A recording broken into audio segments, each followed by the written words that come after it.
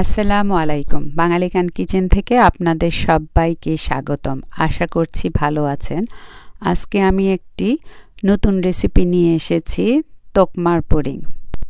তোকমার এই পুডিংটি আমার ঘরের প্রতিটি সদস্য খুব এনজয় করে বলে আপনাদের সাথে শেয়ার করার জন্য চলে এসেছি। তোকমার পুডিং বানাতে কি কি লাগছে চলুন দেখে নিচ্ছি। এখানে আধা কাপ ওরজো আছে। ওরজো হলো পাস্তা। আপনারা সুপারমার্কেটের পাস্তা আলে এই ওরজো পাস্তাটা পেয়ে যাবেন।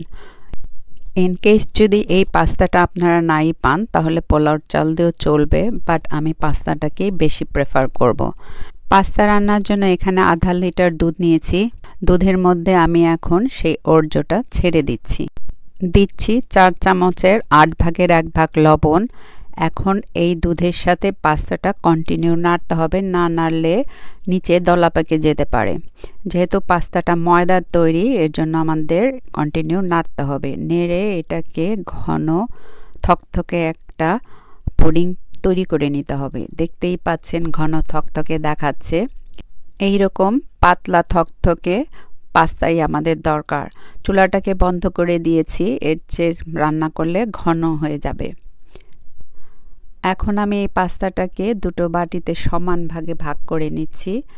ভাগ করার পর এখন আমি এর মধ্যে রোজ সিরাপ দিয়ে দেব 4 চামচ। দেখতেই পাচ্ছেন এখানে 4 চামচ রোজ সিরাপ আছে। এটা দিয়ে আমি ভালো করে মিশিয়ে নেব। কালারটা যদিও একটু কটকটে লাল দেখাচ্ছে, ঠান্ডা হওয়ার পর কিন্তু এটা এইরকম লাল থাকবে না, এটা পিঙ্ক কালার মানে গোলাপি কালার হয়ে যাবে। এখানে 4 চামচ মধু আছে। আমি বাকি পাস্তার বাটির মধ্যে 4 চামচ মধু ঢেলে দিচ্ছি। মধুটা দিলে বেশি পাতলা হবে না, এর জন্যই মধু দিলাম। চিনিটা দিতে পারতাম, অ্যাকচুয়ালি চিনি দিলে এই পুডিংটা থেকে পানি বের হয়ে যাবে। সো এটা ঠান্ডা হতে হবে, সাইডে রেখে দিয়ে আমি এখন তোকমা ভিজাবো। এখানে 1/4 কাপ তোকমা আছে। আপনারা সবাই জানেন তোকমা হলো তুলসী গাছের বীজটা হয়, সেইটাকে তোকমা বলে। তো এই তোকমাটা ভেজানোর জন্য আমি এখানে 1.5 কাপ পানি দিয়ে দিচ্ছি। 1.5 কাপ পানি দিয়ে এটাকে আধা ঘন্টার জন্য ভিজিয়ে রাখতে হবে। উপরে ভেসে উঠেছে, এই যেগুলা ভেসে উঠেছে এগুলাকে আমি চামচ দিয়ে নেড়ে ডুবিয়ে দিতে চেষ্টা করছি। আধা ঘন্টা পর ফিরে এসেছি। দেখুন তোকমাটা দেখতে এরকম থকথকে দেখাচ্ছে, আর এক্স্যাক্টলি আমাদের এইরকমই দরকার।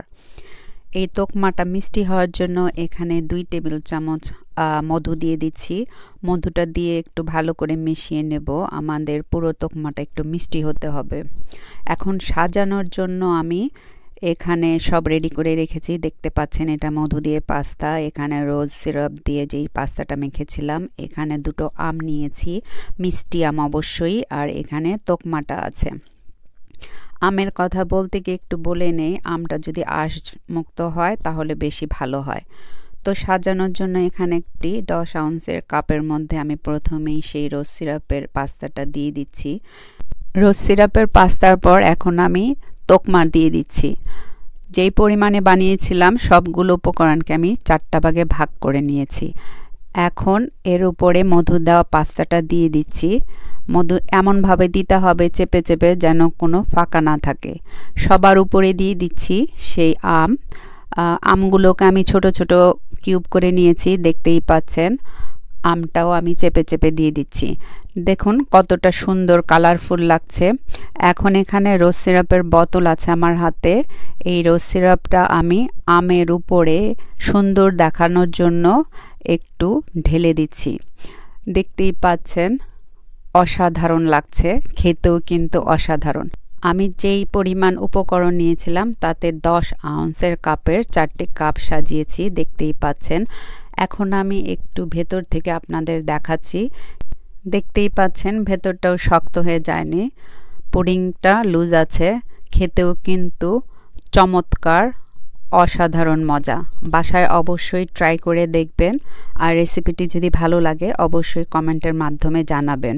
এখানে একটি কথা বলে দিতে চাই, রেসিপিটি হুবহু এভাবেই বানাতে হবে, আর মিষ্টির পরিমাণ যদি আপনারা কম বেশি করতে চান সেটা শুধু পাল্টাতে পারে। তো আশা করছি রেসিপিটি আপনাদের ভালো লেগেছে। ভালো লাগলে একটি লাইক দেবেন, কমেন্ট করবেন আর পরিচিতদের সাথে শেয়ার করবেন।